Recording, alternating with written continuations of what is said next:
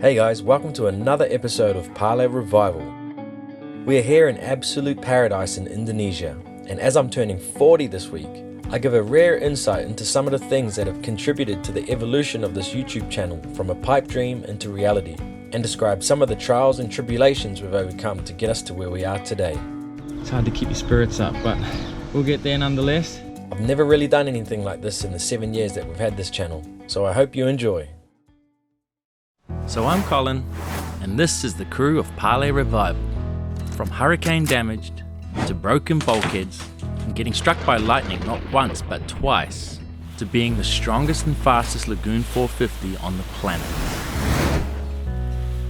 We've already sailed 40,000 miles to get here, and nothing is going to stop us from circumnavigating the globe.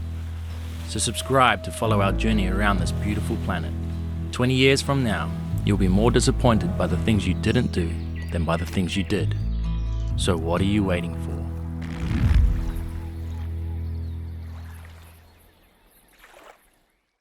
So everyone's talking about this massive storm that's coming. When I look on the forecast, I can see 20 knots. I'll give him that. But I don't see as big of a deal as everyone's making out. When you're out surfing with people, they're like, what are you going to do for the storm, So we're the only one here. Everyone else is hiding somewhere. We're the only one in this anchorage. So we'll see what this storm brings. I hope I'm not wrong, but I can't see it being that bad. We're probably going to have the best night's sleep. We're going to have a nice breeze going down the hatch. The best thing about it being windy is there's no bugs. There's this island there and an island there, and there's always bugs at night. But if it's howling 20 knots, you can't get out here. So we'll see how bad the storm is. So even if it was 40 knots in here, it's going to be from the north. We would be fine. We got the best anchor. We got the Ultra anchor, brand new stainless steel chain, brand new windlass. We got the best ground tackle that money can buy. So I'm not worried about it. And it's a sandy bottom here. We're in 50 feet. I got 200 feet of chain out, 220 feet of chain out. Got my tight anchor alarm set. I have no problems with whatever's going to happen tonight, except for maybe 70 knots. That would be too much. 70 knots? That'll blow the air off me. 40 knots. Oh, they got bold. So we prepared for the worst, just in case the storm was a lot worse than forecasted. And some of our friends were telling us to have our wits about us around here. And at 5 in the morning, we started to get hit by winds of up to 35 knots. Everybody keeps saying about these squalls that come through, like they can either have 50, 60 knots. Okay, so we just had a 30 knot squall come through. The weather has started. Now it's consistently sitting at like 18 to 20 knots. Problem with this spot is that there's too much fetch to the north. It's fine, the anchor held, everything's fine. It's just a bit uncomfortable. Started to actually like slam in some of the waves. So we're thinking about moving, but the worst of it's meant to be coming this afternoon. So that's not a very nice thought, to be enduring that all afternoon and all night. So we left the anchorage and headed north to find a little more shelter. The wind was still howling over 30 knots, so we strapped our spare dinghy down extra well and brought in all the clothes off the lifeline so they wouldn't blow away. We saw a couple of other boats with the same idea as us as we pounded our way into the wind to find some protection behind a nearby island. Got the autopilot and everything here. Hand drive, if you look between the dinghy, the coach roof and the TV screen, you've got a pretty good view.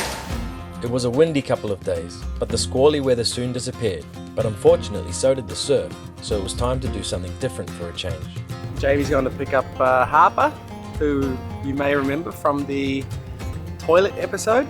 Oh shit. Oh shit. Oh shit. Yeah, shit.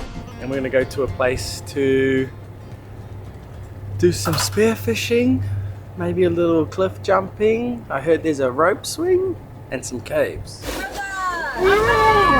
Harps, you get the day off? I get the arvo off. Are you gonna catch a fish? Yeah, we're gonna catch a tuna actually. It's happening. Chris, what are you making? This is a homemade flasher for spearfishing. We're going to this super sick spot that I've been dying to go to. Yeah, hopefully the fish will get attracted by this thing. Put some old Bintang cans and an old tuna skirt on there. How's the fishing game been on the boat?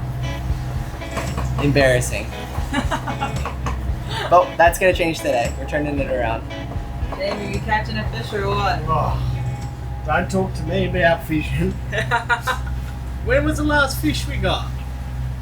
I mean, I've been shooting fish. Oh, you've been shooting tadpoles.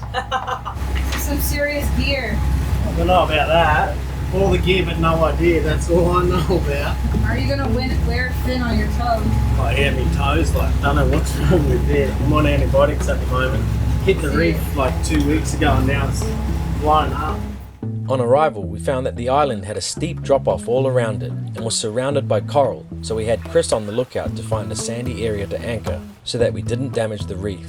Wow, it's so beautiful. What the hell? Oh my god. Are you excited that we're not surfing for once? I'm excited to do something different for sure. Group activity, let's go. Yeah, we just had to drive around the whole island to find a sandy spot, but we're in sand over here. So yeah, time to have some fun.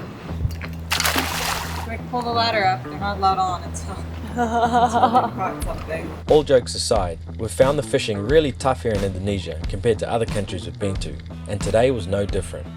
I know that dynamite fishing used to be a thing here, which completely wipes out the ecosystem in that area, and I'm not sure that the fish have recovered yet. I actually found a dead shark in the water though, which still had the hook in it, and it must have died when the fishing line got caught on the reef. Bro, I shot a shark.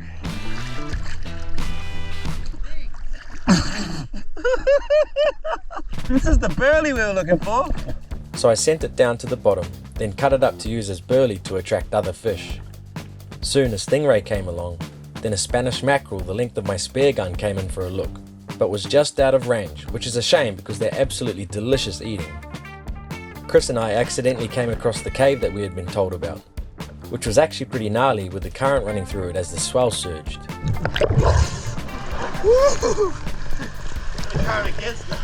Yeah. But anyway, we had heard about a rope swing on the other side of the island, Rope swing! so we piled into the dinghy to see what it was all about. Sketchiest rope swing ever. One of them is like hanging out by a thread, but the other one is chill.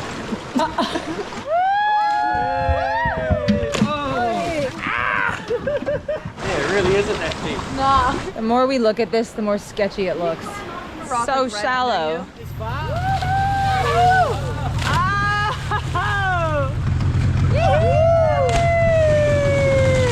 This looks like an aerial performance. It was fun horsing around for a little while, but we're all getting a little bit older now, and it felt like only a matter of time before one of us was going to dislocate a shoulder, so we called it a day. The next morning, we had a crew member return for the second time to sail towards Malaysia with us, so Britt went to go pick her up. Look who it is! Girl! What is this? Meat. Just what we need. So, it's Colin's big 40th birthday, and we're having a not-so-surprise party. So, I've just gone ahead and picked up Sunny and about 10 kilos of meat for a big barbecue. And that, did you up see? Went home, worked for a month. Yay, she's back! Oh, you're so sweaty. I know, I need to go for a swim. So the next day was my big 40th birthday, an absolute paradise in my favorite country in the world, and for me, things couldn't get much better than this. This is happening today. 4-0. How does it feel? Hasn't hit me yet. So downhill from now. Today we're going for a surf to start the day. Can't think of a better way to start the day.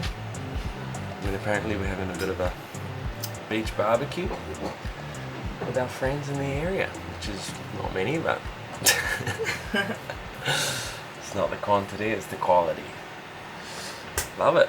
He's moving the boat now. Okay, why don't I go help them? Let's go. Yeah? Let's gather by surprise.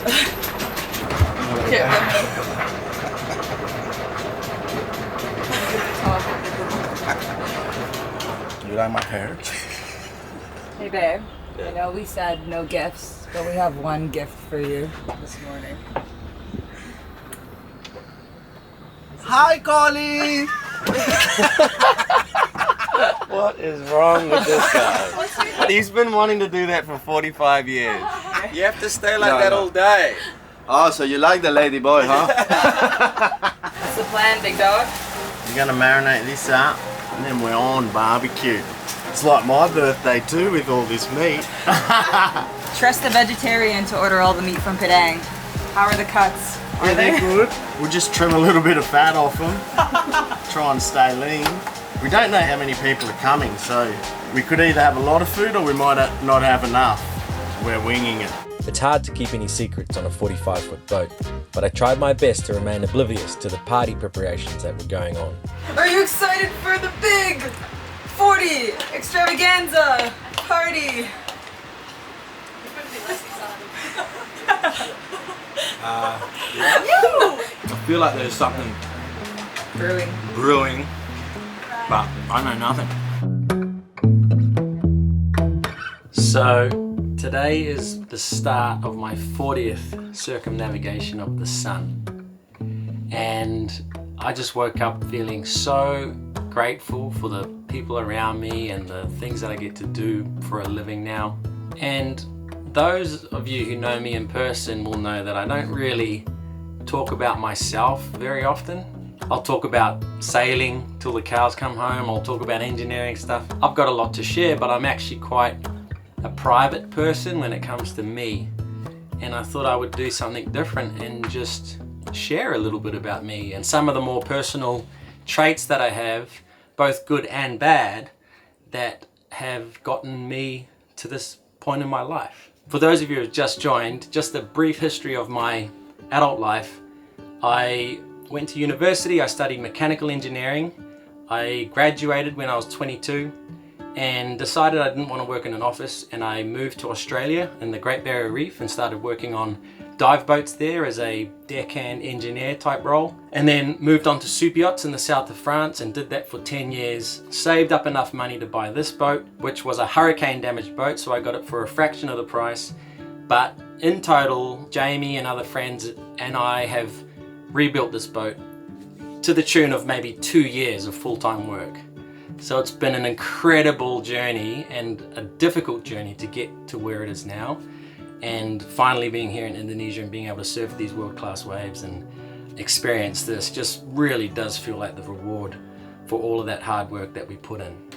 And I came up with 4 things that have manifested in everything that's happened around me. So the first one, and probably something that you guys have noticed who have been watching for a while, is I'm very competitive. And the way that that works against me is fairly obvious. I struggle with taking a loss. I sometimes don't even attempt things if I don't think I'm going to be good at it. But a way that it's worked for me is that I don't give up. And when I believe that I can do something and I can do something well, I do everything in my power to try to excel at that. When we started making videos, I wanted to make the best videos that we possibly could. And for a while I watched other sailing channels and saw what they did and just tried to be better. And whether we've succeeded or not isn't the point. It's the fact that we have tried to do our best. And as the leader of this group, I think we make some pretty good content. And when the bulkheads broke and we got struck by lightning twice, it was mainly my competitive spirit that said, no, we're going to overcome this and we're going to continue our circumnavigation. We're not going to let this beat us. This isn't going to be a loss. We're going to turn this into a win. And ironically, it was those kind of videos that we made which have turned out to be our most popular. So something bad has turned into a blessing in disguise for us. The second personality trait that I feel like I have is that I'm always listening and trying to learn.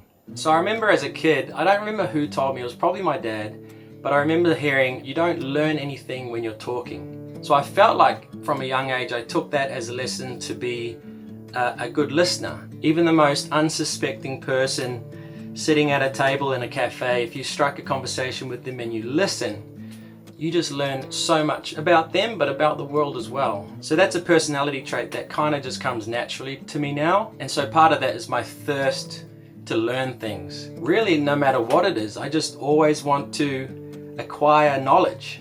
Anyone who knows more about me, about any subject, I'm just all ears and I'm just trying to learn. And then things I don't understand, I research in depth. An example, just the other day we needed to know about what trademarking was. I had no idea.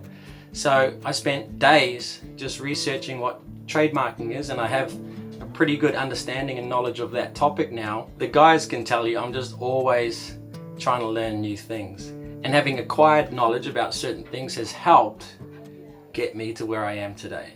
The third personality trait that I think I have is a strong belief that everything is happening for a reason. So when all those bad things did happen to the boat, I didn't take them as bad necessarily.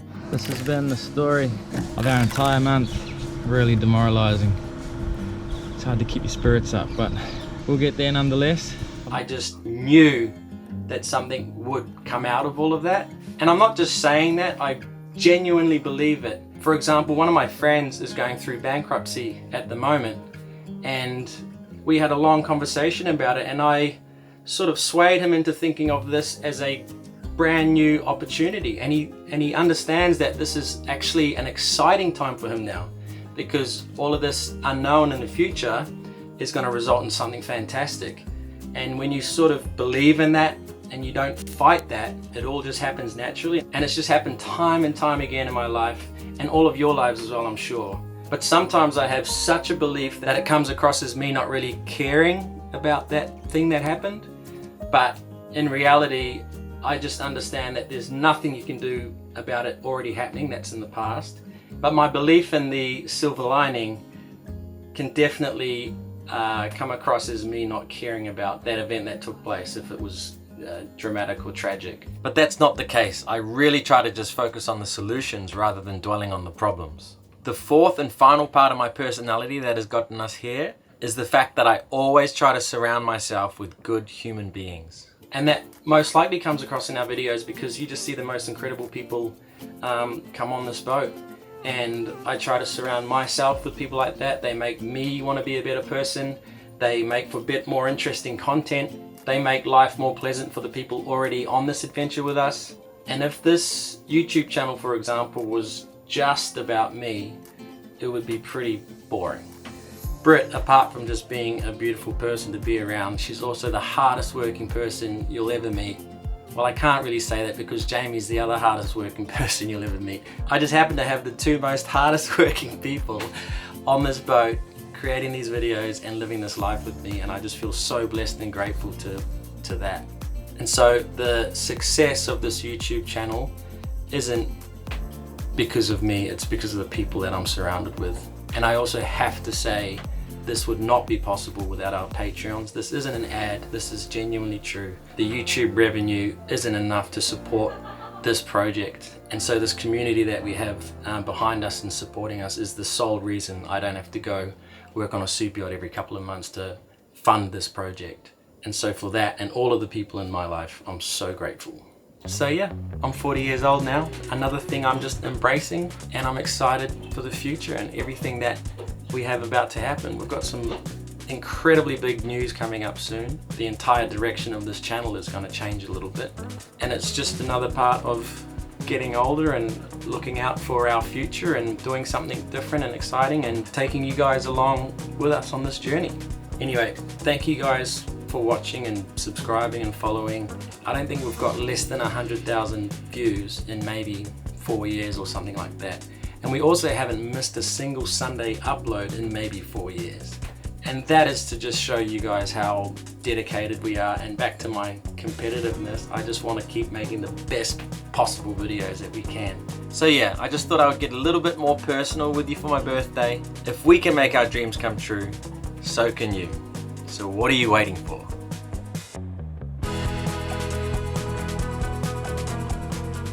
So as you know, we all live on the boat, so it's hard to keep anything a secret from Colin, but we're trying our best.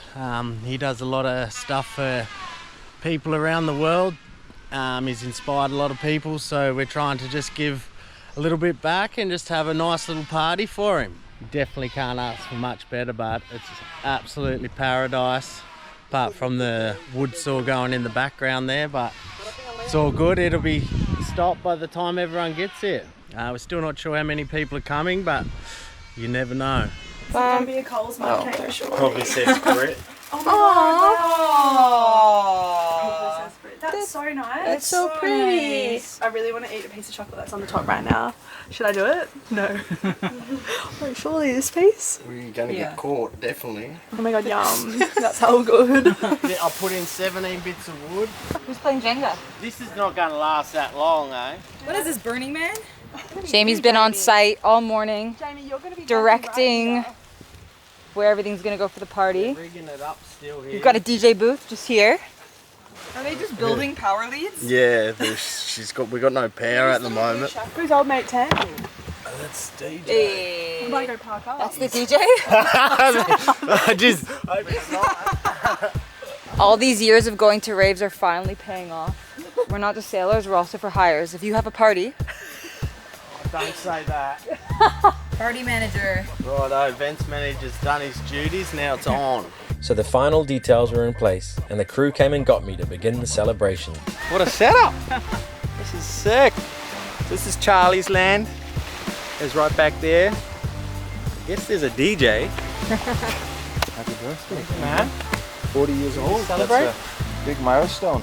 So most of our friends on sailboats have moved on as the low season is arriving, so I was surprised to see even this many people turn up for my birthday. We are on a very remote island here, so all of the food and even the DJ came from the city 70 miles away. I felt pretty spoiled indeed, and Jamie was cooking up an absolute storm for everyone. And of course, no birthday is complete without a cake. Hooray! Hooray! Happy birthday, Colin! Long life! All the best for you! Well, I guess turning 40 is a pretty big milestone, and it's crazy to look back at the incredible journey we've been on since buying Parlay. We've been sailing her for almost 8 years now, and the number of countries we've been to and the people we've met along the way is already more than most experience in a lifetime. Yet I feel there is still so much more to discover and explore. And if I'm really lucky, I'm still only halfway through my time on this planet, so I'll continue to make the most of that time and live every single day to the fullest. I want to thank you all for tuning in so regularly, and it's been an absolute pleasure sharing our lives with you all. Here's to the next 40 years.